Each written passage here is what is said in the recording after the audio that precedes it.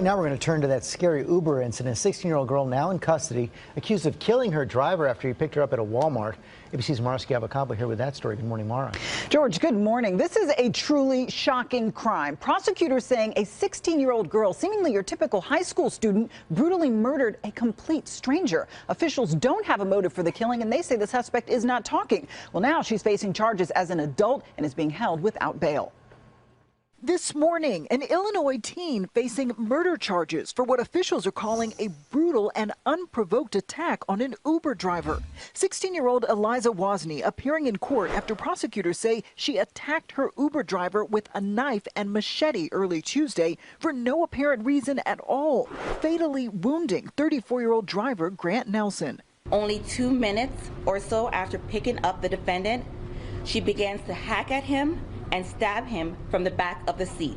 Prosecutors say Wozni called for an Uber pickup at this Walmart just outside of Chicago around 3:15 Tuesday morning after allegedly stealing a knife and machete. Surveillance video reportedly showing her leaving the store without paying for the items. After allegedly turning the weapons on her driver, he managed to escape, running to a nearby apartment building for help. It was just, help me, God help me, please, I'm gonna die, at the top of his lungs. Officials say Wozni tried to flee in Nelson's Hyundai Sonata, but the high school student crashed the car and ran off on foot before police say they found her hiding behind a nearby building, wearing only leggings and her bra, still holding the machete and knife. Police saying they had to tase her to drop the weapons. Nelson was rushed to the hospital, but hours later died from his injuries. Now his family is remembering him as a gentle man and hoping for justice. This is a time of heartbreak and tremendous loss for us.